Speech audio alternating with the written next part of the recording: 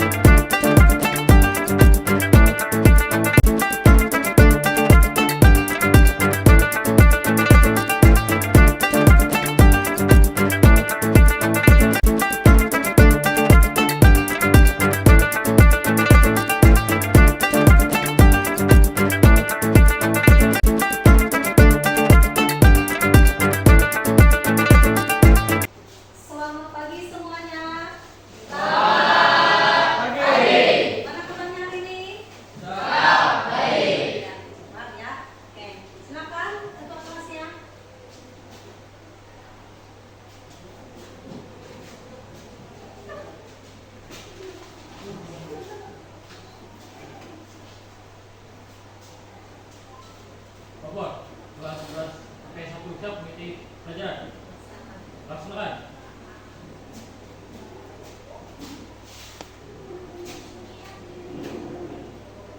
Duduk, siap, gerak. Istirahat, debat, gerak.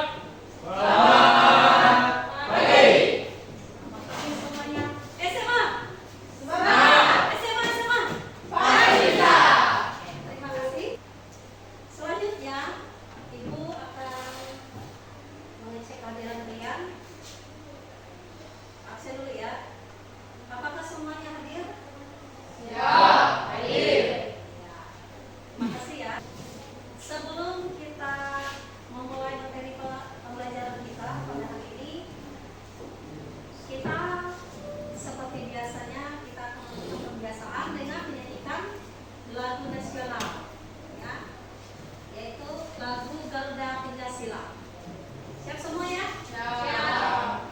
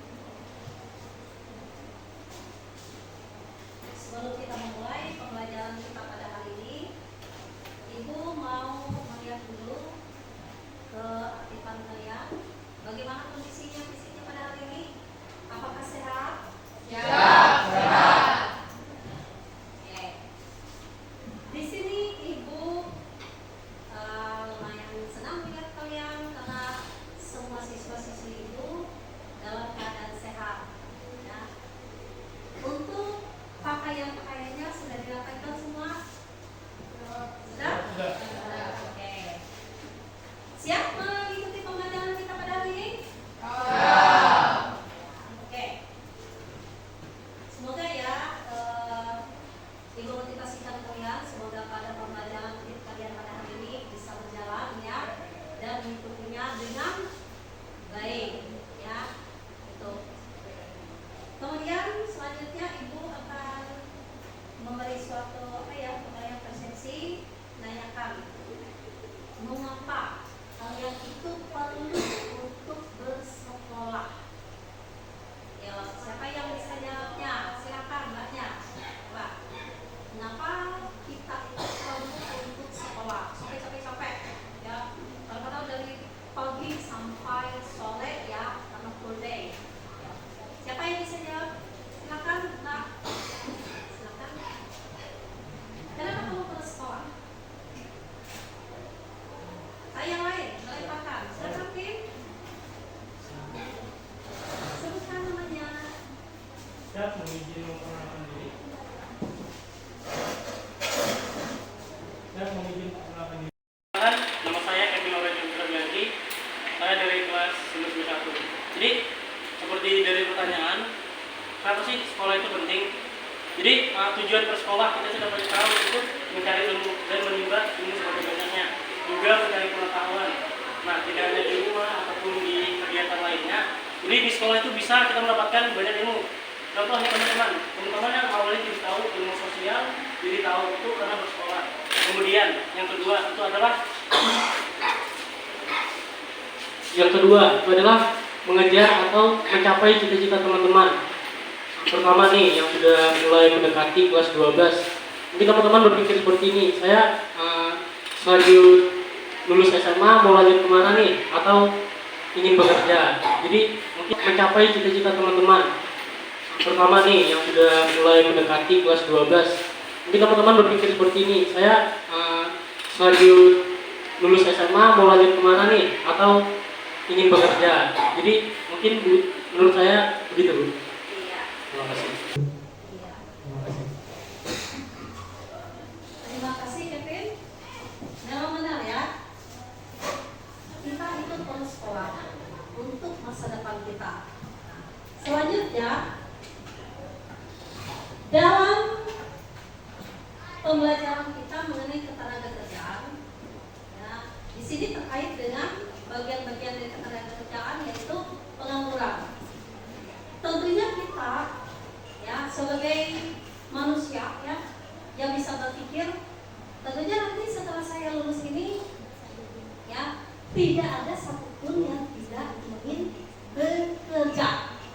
Kalau kita menganggur, ya, pertama adalah kita tidak akan bisa mendapatkan yang kita mau. Misalnya, kalau kita mau berbelanja, kan perlu pakai uang. Kalau kita menganggur, otomatis kan kita tidak bisa mendapatkan uang, ya kan? Intinya seperti ini. Kalau kita ingin mendapatkan sesuatu, kita harus bekerja. Apabila kita menganggur, otomatis kita tidak bisa mendapatkan apa yang kita mau, ya kan? Seperti itu. Ya. Jadi di sini dari sekarang, ya, dari sekarang kalian yang masih generasi muda ini, yang masih bersekolah ini, ya, dari sejak ini kalian sudah harus mempersiapkan apa? Mempersiapkan diri kalian. Oh ya, setelah lulus ini, yang nanti kira-kira bisa kuliahnya atau sekolahnya ataupun pekerjaannya yang cepat, ya, yang cepat, supaya tidak menganggur. Ya, apa ya kira-kiranya? Nah, misalnya kalian tidak melanjutkan ke perguruan tinggi, nah kalian mencari pekerjaan. Yang pertama adalah kalian perlu pelatihan atau kursus, karena kalian kan dari SMA, ya, dari SMA. Kalau dari SMK mereka langsung praktek biasanya ya seperti itu. Jadi begitu mereka lulus, mereka ada sertifikat mereka yang mereka terima dalam waktu mereka magang 3 bulan sampai 6 bulan biasa seperti itu. Nah, tetapi kalau SMA, ya, itu tidak ada kalau masalahnya sertifikatnya. Tapi tidak masalah, setelah nanti kalian lulus,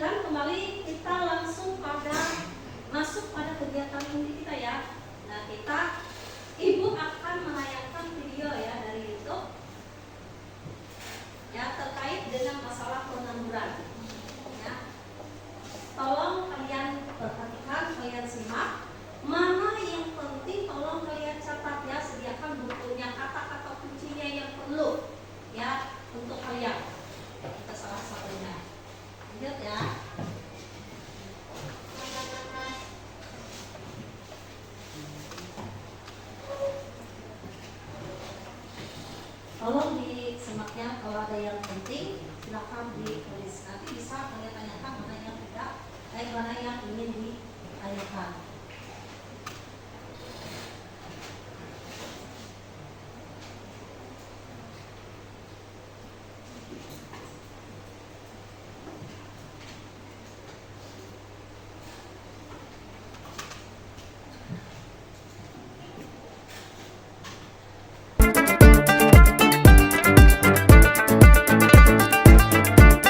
Kita lanjutkan kembali, kita langsung masuk pada kegiatan inti kita ya.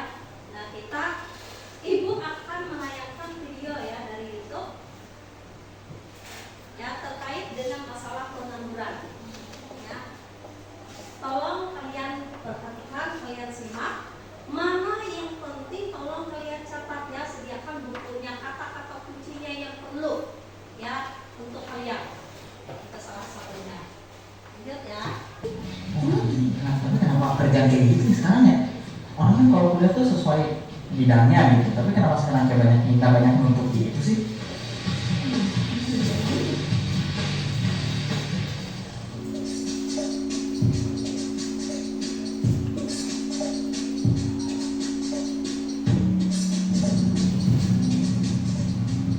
Pengangguran.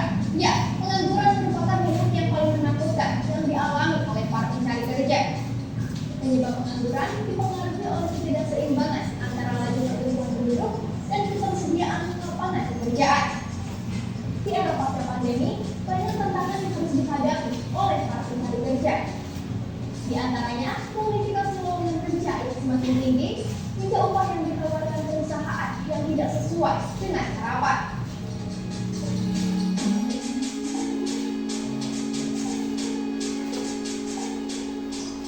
Menurut laporan Badan Pusat Statistik, tingkat pengangguran terbuka di Indonesia mencapai angka 5,86% per Agustus 2022.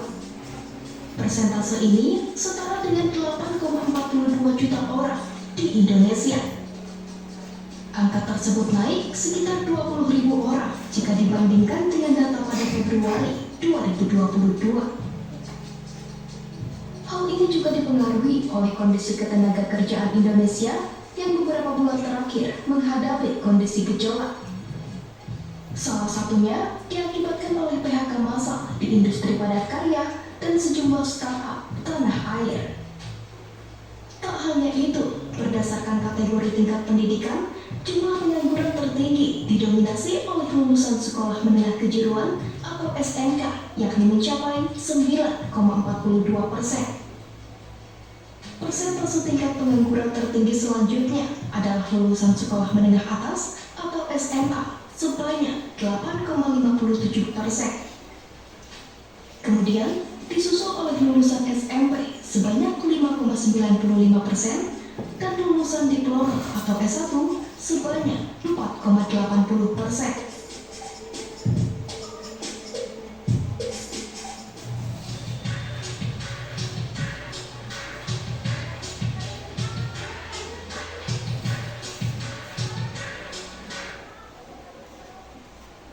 Saya melihat secara empiris kenyataan di lapangan. Saya melihat secara empiris kenyataan. Tapi kenapa kerjaan kayak gitu sekarang ya? Orang kan kalau kuliah tuh sesuai bidangnya gitu, tapi kenapa sekarang kayak banyak nuntut gitu sih?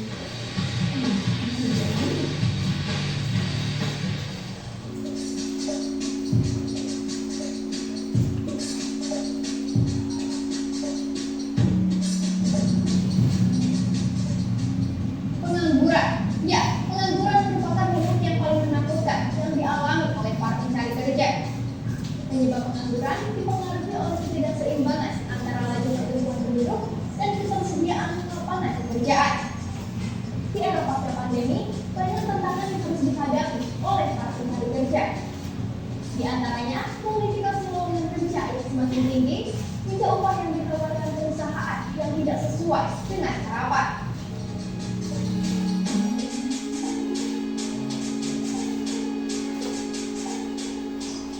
Menurut laporan Badan Pusat Statistik, tingkat pengangguran terbuka di Indonesia mencapai angka 5,86% per Agustus 2022.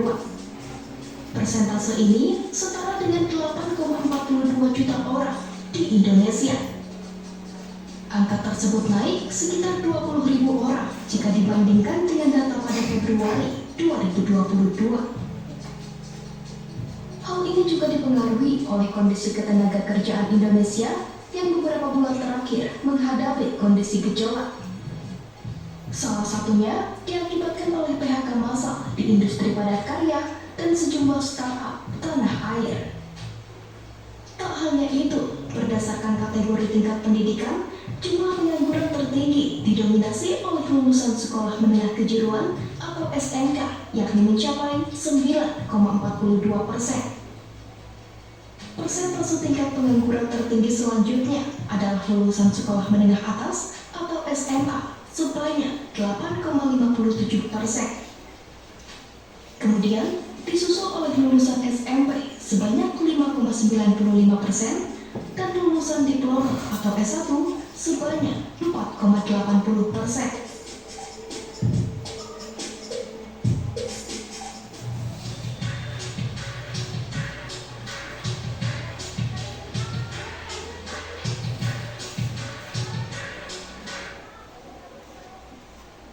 Saya melihat secara empiris kenyataan di lapangan. Saya melihat secara empiris kenyataannya pengangguran itu meningkat terus. Mau tidak mau ini memang imbas dari besarnya cadangan tenaga kerja di Indonesia ya. Ketika ada banyak cadangan tenaga kerja, maka pemberi kerja akan merasa pilihan dia jauh lebih luas.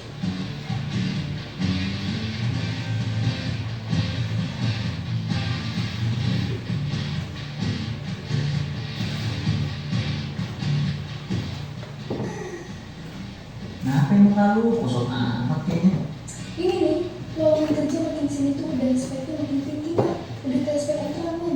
Masa ya? Jadi video editor juga iya, admin juga iya, customer service juga iya. Di sini harus bisa jadi host live streaming lagi. Wah gila, tapi kenapa kerjaan kayak gitu sekarang ya? Orang kan kalau kuliah tuh sesuai bidangnya gitu, tapi kenapa sekarang kayak banyak minta banyak nuntut gitu sih?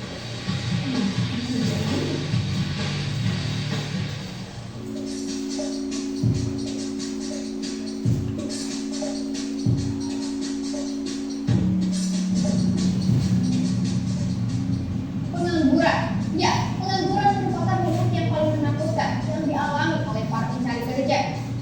Penyebab pengangguran dipengaruhi oleh ketidakseimbangan antara laju pertumbuhan penduduk dan ketersediaan lapangan pekerjaan. Di era pasca pandemi, banyak tantangan yang harus dihadapi oleh para pencari kerja. Di antaranya, kualifikasi lowongan kerja yang semakin tinggi hingga upah yang ditawarkan perusahaan yang tidak sesuai dengan harapan.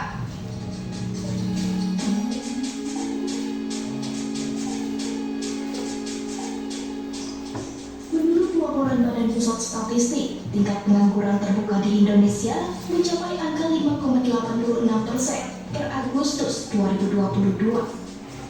Persentase ini setara dengan 8,42 juta orang di Indonesia. Angka tersebut naik sekitar 20.000 orang jika dibandingkan dengan data pada Februari 2022. Hal ini juga dipengaruhi oleh kondisi ketenagakerjaan Indonesia yang beberapa bulan terakhir menghadapi kondisi gejolak. Salah satunya diakibatkan oleh PHK massal di industri padat karya dan sejumlah startup tanah air. Tak hanya itu, berdasarkan kategori tingkat pendidikan, jumlah pengangguran tertinggi didominasi oleh lulusan sekolah menengah kejuruan atau SMK, yakni mencapai 9,42%. Persentase tingkat pengangguran tertinggi selanjutnya adalah lulusan sekolah menengah atas atau SMA sebanyak 8,57%. Kemudian disusul oleh lulusan SMP sebanyak 5,95% dan lulusan diploma atau S1 sebanyak 4,80%.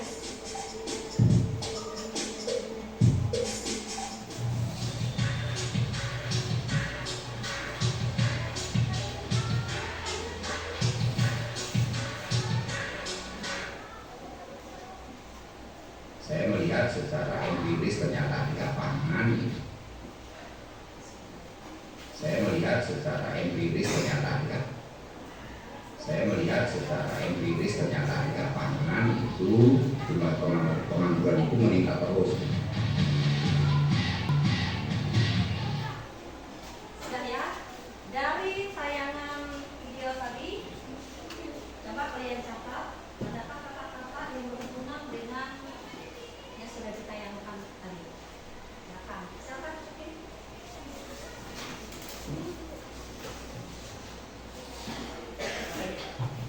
Ya, silakan di situ aja.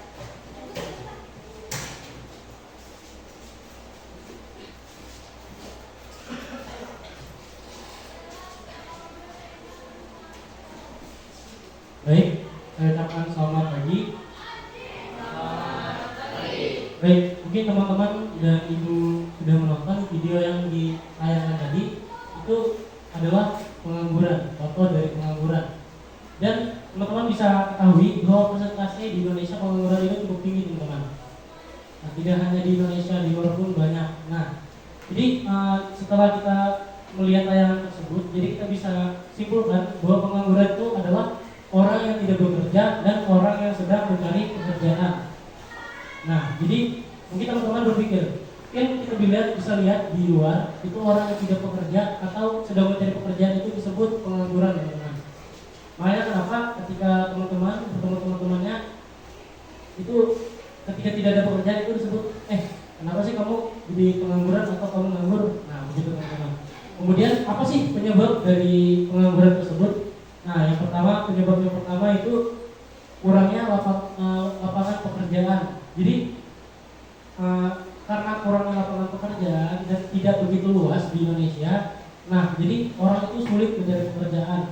Apalagi teman-teman kita yang tidak mempunyai skill atau niat untuk bekerja ataupun mempunyai suatu keahlian.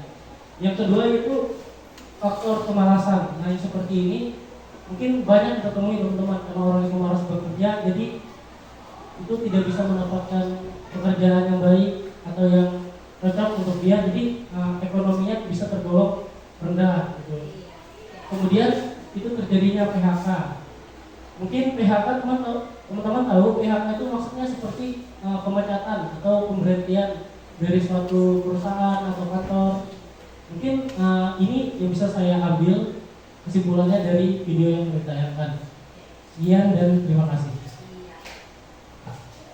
Terima kasih. Wah, oke. Betul. Jadi salah satunya adalah kata-kata yang disebut yang berhubungan adalah tentang pengangguran yang ada di Indonesia. Selanjutnya, Ibu akan menyampaikan materi melalui slide ya, PowerPoint-nya. Tolong diperhatikan. Kalau ada yang penting bisa ditulis.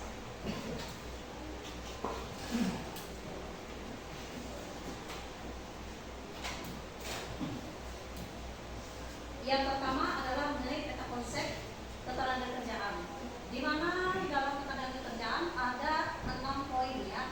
Di situ ada pengertian ketenagakerjaan, kemudian jenis-jenis masalah ketenagakerjaan, kemudian upaya meningkatkan kualitas tenaga kerja, selanjutnya adalah sistem upah. Dan yang terakhir ini yang kita bahas pada pembelajaran kita kali ini, yaitu mengenai pengangguran.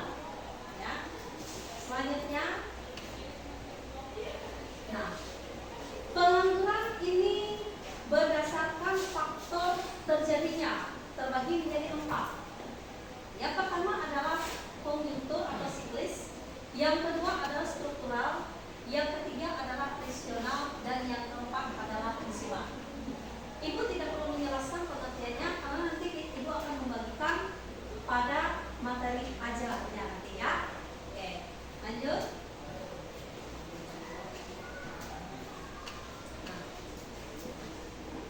Tujuan pembelajaran kita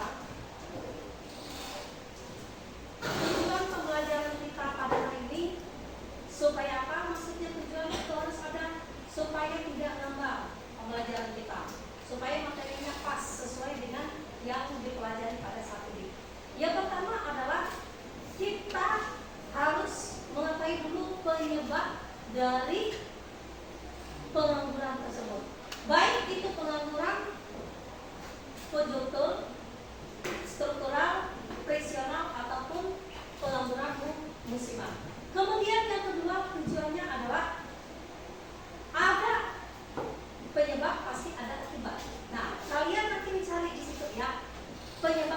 dampak dari pengangguran tersebut.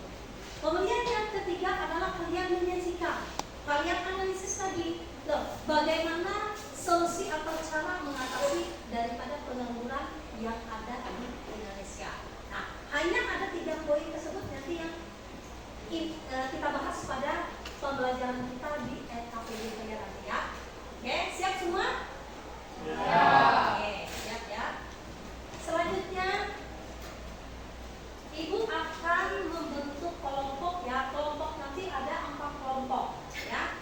Oke, untuk kelompok 1 nanti di sebelah kiri Ibu, silakan bentuk kelompoknya masing-masing. Kelompok 1 di sebelah sini namanya saudara tadi ya. Silakan bentuk kelompoknya. Kelompok 2 di sebelah sini. Kelompok 3 di sebelah kiri.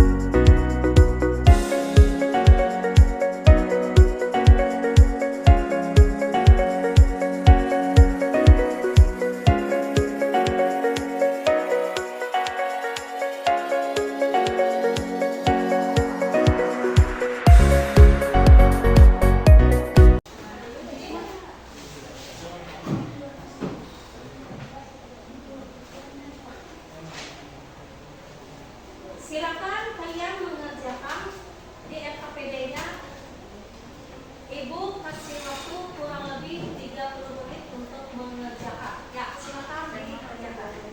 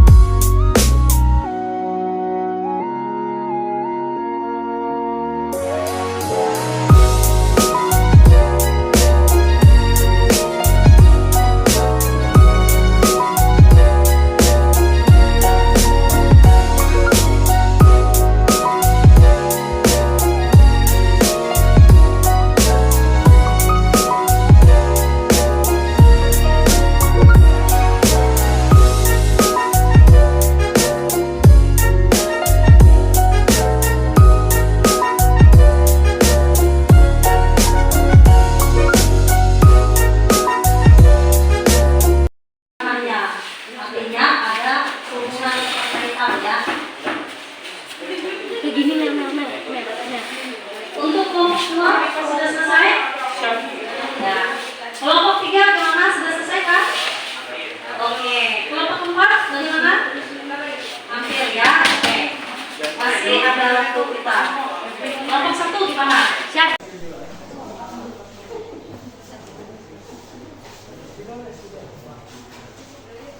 Ya, hampir sudah selesai. Selanjutnya sudah selesai semua kan? Kelompok 1 sudah? Ya, kelompok 2? Ya, kelompok 3? Ya. Ya. Dan kelompok 4 gimana?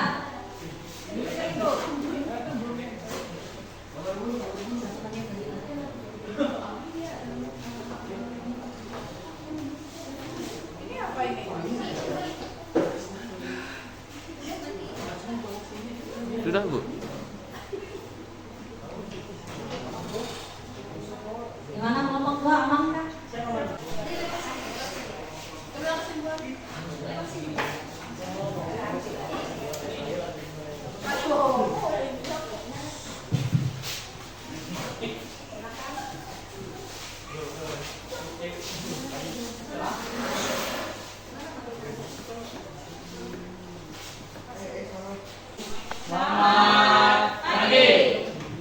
perkenalkan kami dari kelompok 1 mempresentasikan tentang konduktor. Perkenalkan kami dari kelompok 1 menanggapan.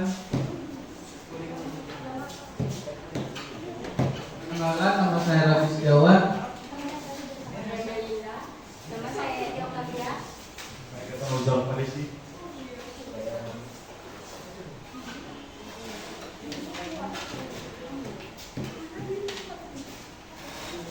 Pengangguran konduktor. Yang pertama itu ada penyebab. Penyebab dari pengangguran konduktor itu terbagi menjadi 3. Yang pertama, krisis ekonomi. Yang kedua, inflasi atau kebijakan pemerintahan. Yang ketiga, resesi.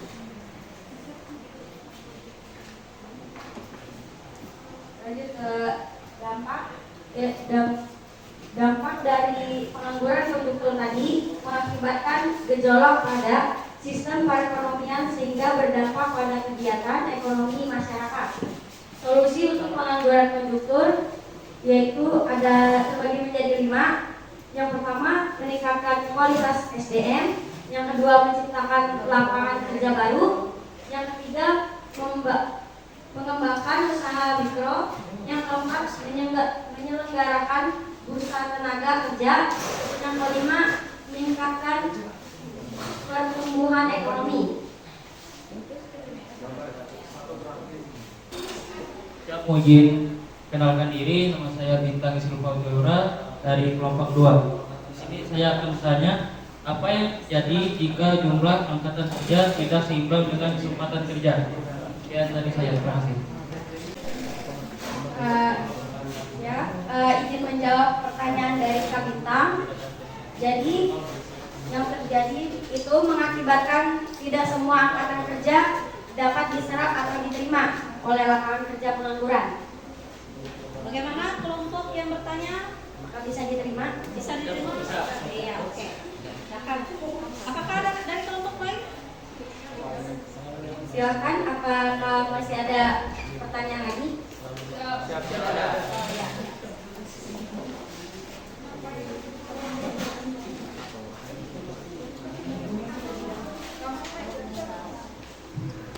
Ya, kesimpulan dari pengangguran konduktor. Jadi pengangguran konduktor merupakan seseorang yang kehilangan pekerjaannya tanpa berasal terjadinya penurunan atau pelemahan perekonomian di suatu negara saat perekonomian mengalami sebuah masa kemunduran atau kehancuran. Kegiatan jual beli pada warga mengalami penurunan yang mengakibatkan poli perusahaan mengalami kerugian sebab barang atau produk menumpuk pada gudang. Itu saja dari presentasi kami hari ini. Mohon maaf jika ada salah kata. Kami tutup presentasinya. Sekian dan terima kasih. Selamat pagi. Bagaimana presentasi untuk kelompok 1? Bagaimana penilaiannya? Bagus? Oke, ya, silakan. Kasih amplop dulu.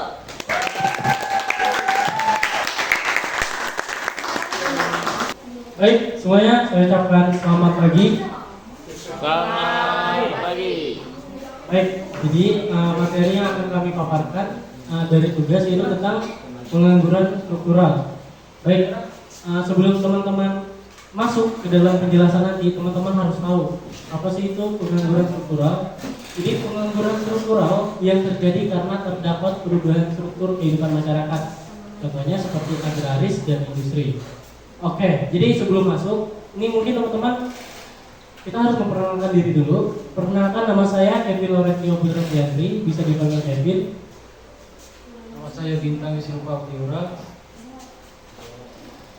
Nama saya Disa Melia. Nama saya Lara.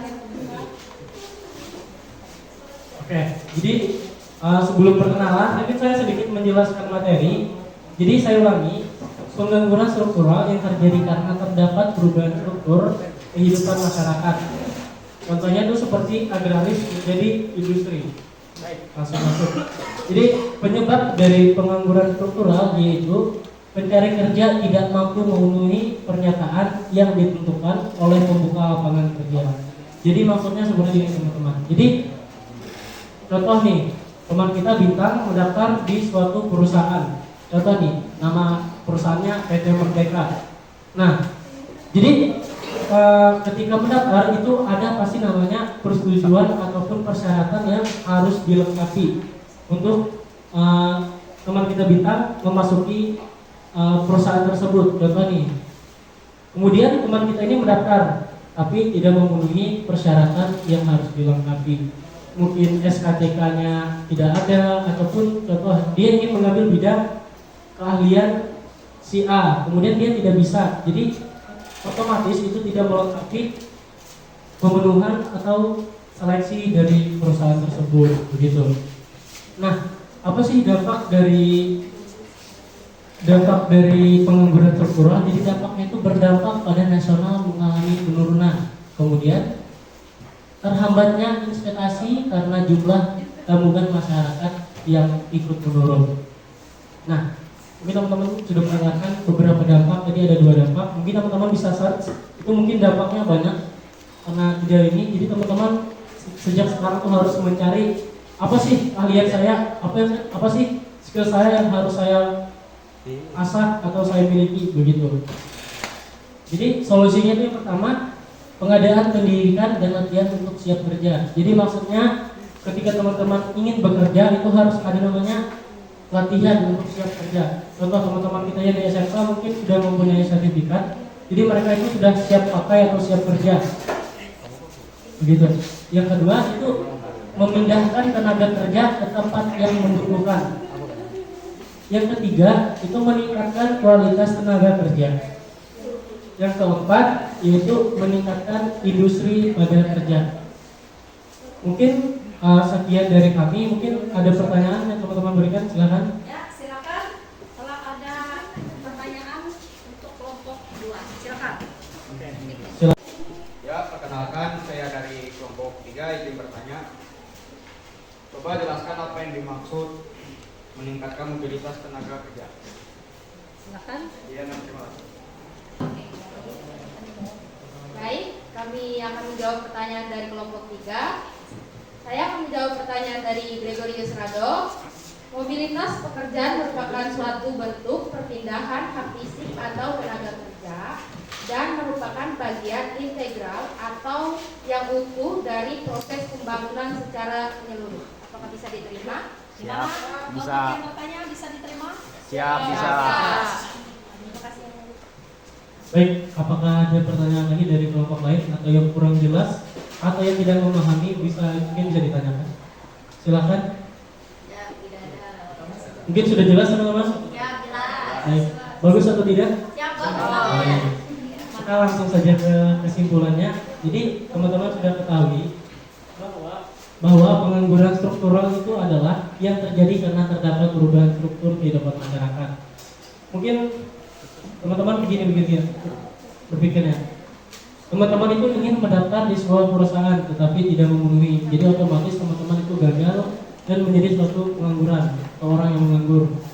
Jadi dampak dari pengangguran tersebut yaitu berdampak pada nasional mengalami penurunan dan kemudian terhambatnya investasi karena jumlah tabungan masyarakat yang ikut menurun. Jadi teman-teman tidak hanya berdampak kepada diri sendiri, tetapi juga pada orang lain. Orang lain itu apa? Contoh negara, karena itu berdampak pada ekonomi negara karena banyaknya pengangguran. Kemudian solusinya apa sih? Yang pertama itu pengadaan pendidikan dan latihan untuk siap kerja. Yang kedua, memindahkan tenaga kerja ke tempat yang membutuhkan. Dan yang ketiga, meningkatkan kualitas tenaga kerja. Yang keempat adalah meningkatkan industri pada kerja. Jadi teman-teman, kesimpulannya bisa ditarik bahwa pengangguran struktural itu tidak hanya berdampak pada diri sendiri, tapi pada orang lain juga. Jadi solusinya bisa dilihat, kita teman-teman belajar bahwa pengangguran itu tidak enak dan tidak baik. Oke. Mungkin sekian dari kelompok kami. Ada gula, ada semut. Thank you very much.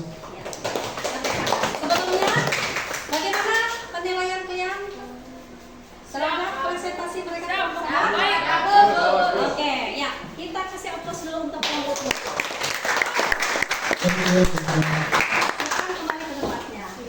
Terima kasih. Selamat pagi.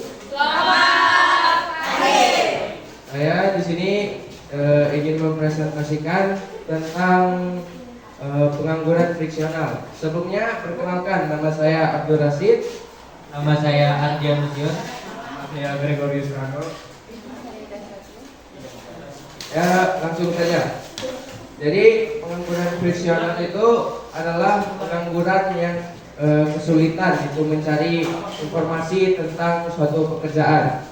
Jadi seperti yang di penyebab ini, kesulitan temporer dalam mempertanyakan pemberi kerja dan pencari kerja.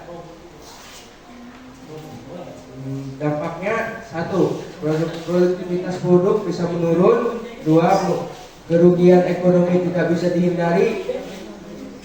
Dan solusinya, 1, mendapatkan informasi lowongan, kesulitan mendapatkan informasi lowongan pekerjaan. 2, meningkatkan skill. 3, fleksibilitas pekerjaan. 4, update perkembangan teknologi. 5, menghindari prasangka terhadap pekerjaan dan pekerja. Ya, jika ada yang ingin bertanya, silakan. Silakan. Kelompok lain. Silakan. Nick ya. Ya, mohon izin. Perkenalkan, nama saya Radhika Cintania Sandi. Saya berasal dari kelompok 4. Saya ingin bertanya, coba jelaskan maksud dari menurunnya produktivitas tenaga kerja dalam pengangguran friksional. Terima kasih. Akan jawab pertanyaan dari kelompok 4 tadi. Maksudnya adalah upah yang diberikan tidak sesuai jam kerja yang berlebihan, beban, atau beban kerja yang terlalu berat, serta lingkungan kerja yang tidak nyaman. Ya, dan terima kasih. Bagaimana kelompok yang bertanya bisa di terima? Ya, oke. Jadi kesimpulannya adalah pengangguran friksional adalah jenis pengangguran yang terjadi karena kesulitan sementara untuk mempertemukan antara pihak pemberi kerja serta pelamar. Ya, sekian dari kelompok kami. Terima kasih. Jika ada salah kata mohon maaf. Hidup kesempian tanpa salah kasih. Cukup sekian. Terima kasih. Iya. Bagaimana? Bagaimana presentasi untuk kelompok ketiga? Bagus. Silakan kembali ke tempatnya. Terima kasih, kasih aplaus dulu. Kami. Baik. Sebelum masuk dalam penjelasan, perkenalkan kami dari kelompok 4 yang beranggotakan Radifa Cintania Susandi, Patricia Esperanza Polo, dan saya Simon Agustin Abadi. Baik, langsung saja masuk dalam materi. Materi kami adalah pengangguran musiman. Di sini kami mengutip ada 4 poin pengangguran musiman. Yang pertama pengertian, yang kedua penyebab, yang ketiga dampak, dan yang keempat solusi. Baik, langsung saja masuk dalam pengertian. Pengertian pengangguran musiman. Pengangguran yang terjadi karena adanya perubahan musim yang mempengaruhi permintaan akan tenaga kerja di sektor-sektor tertentu. Yang kedua, penyebab pengangguran musiman, yaitu pergantian musim. Yang ketiga, dampak pengangguran musiman. Yang pertama, tingkat kemakmuran masyarakat tidak mencapai maksimum. Yang kedua, pendapatan nasional dari sektor pajak akan berkurang. Yang terakhir, yaitu solusi. Yang pertama, meningkatkan kualitas SDM. Yang kedua, menciptakan lapangan kerja baru. Yang ketiga, mengembangkan usaha mikro, kecil, dan menengah. Yang keempat, mendorong kegiatan ekonomi informal. Dan yang terakhir, melatih seseorang agar memiliki keterampilan untuk dapat bekerja pada masa menunggu musim tertentu. Sekian materi yang dapat kami sampaikan. Jika teman-teman yang ingin bertanya, silakan bertanya. Silakan dari tempat lain. Siap, mohon izin, perkenalkan nama saya Enjong Mutia dari kelompok 1, ingin bertanya. Coba terangkan mengapa pengangguran menjadi masalah dalam perekonomian. Siap, terima kasih. Mohon izin menjawab pertanyaan dari kelompok 1. Jadi pengangguran sering menjadi masalah dalam perekonomian karena dengan adanya pengangguran, produktivitas dan pendapatan masyarakat akan berkurang, sehingga dapat menyebabkan kemiskinan dan masalah sosial lainnya seperti kriminalitas, ketimpangan sosial, dan lain-lain. Apakah bisa diterima? Ya, bisa. Oke, ya. Sebelum kesimpulan dibacakan, tidak ada yang bertanya lagi? Tidak ada. Bagaimana untuk presentasi kelompok 4? Ya, bagus. Lalu penilaian kelompok yang lainnya bagaimana? Ya, bagus. Ya, oke. Silakan bacakan kesimpulan. Baik, jika tidak ada yang bertanya, langsung masuk dalam kesimpulan yang akan dibacakan oleh Endesia. Jadi kesimpulannya adalah pengangguran musiman adalah orang yang biasanya akan bekerja sesuai dengan waktu-waktu tertentu. Apabila sedang tidak memasuki masa bekerja, mereka akan menganggur. Contohnya adalah seorang petani yang hanya bekerja pada saat musim tanam dan saat musim panen. Sekian dari saya, terima kasih. Baik, sekian materi yang dapat kami sampaikan. Mohon maaf jika ada salah kata. Jalan-jalan terima kasih. Sekian dan terima kasih.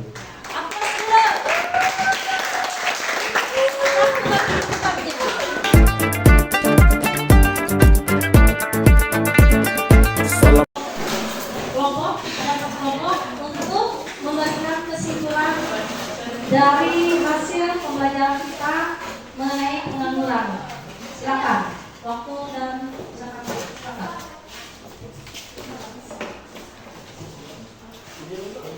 Saya ucapkan selamat siang. Baik, kesimpulan yang saya ambil dari pelajaran kita dari awal hingga akhir ini, yaitu ada 4 yang saya kutip. Pertama, pengertian pengangguran. Yang kedua, jenis pengangguran. Yang ketiga, penyebab pengangguran. Yang keempat, dampak pengangguran.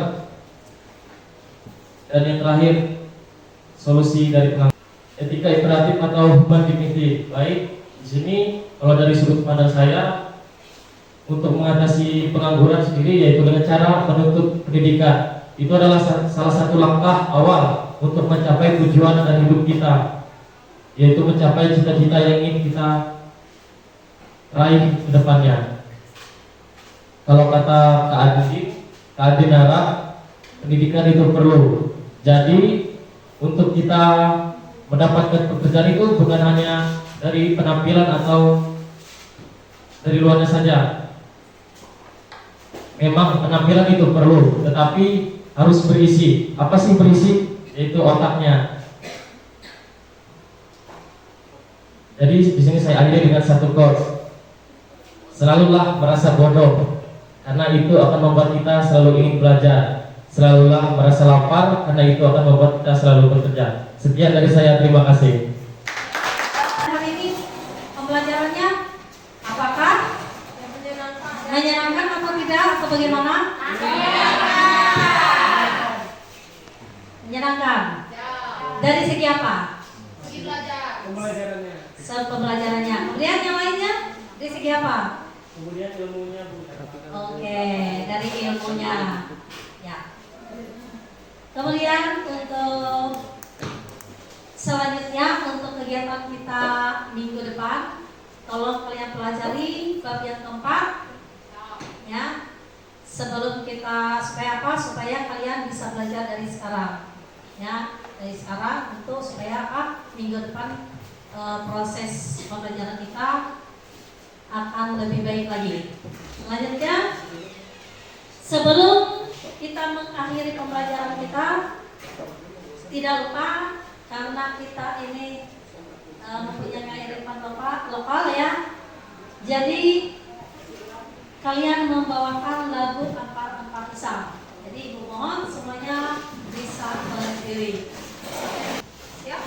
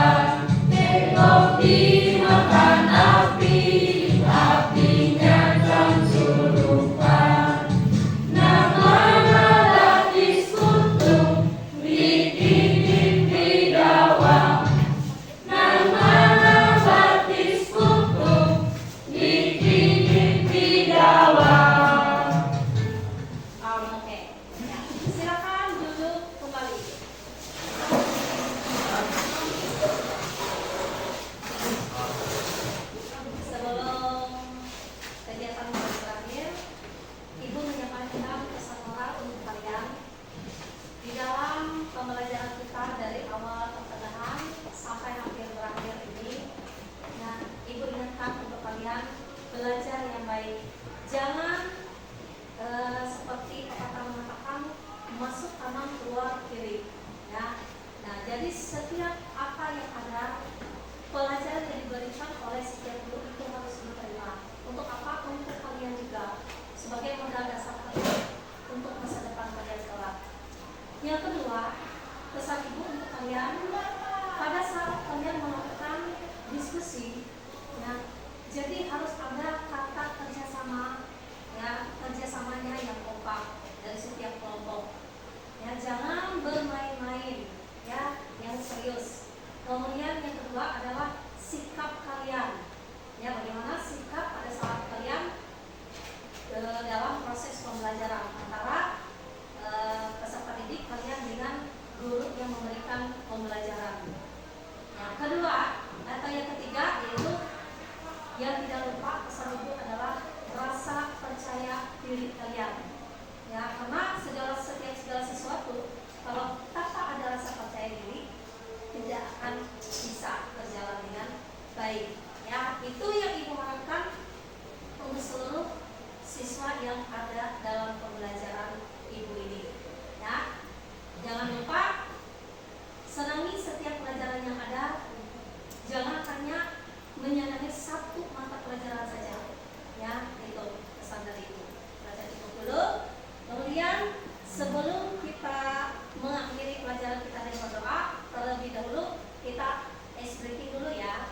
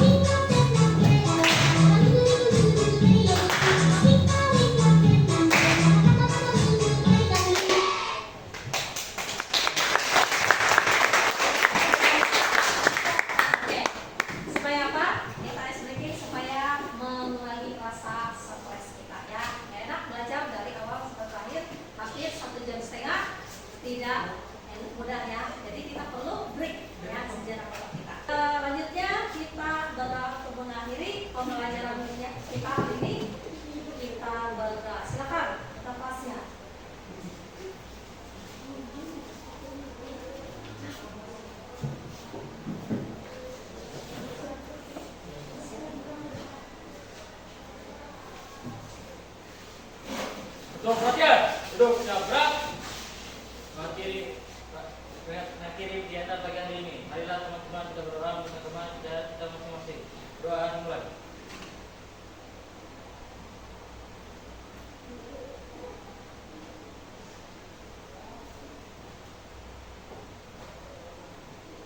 Doa selesai.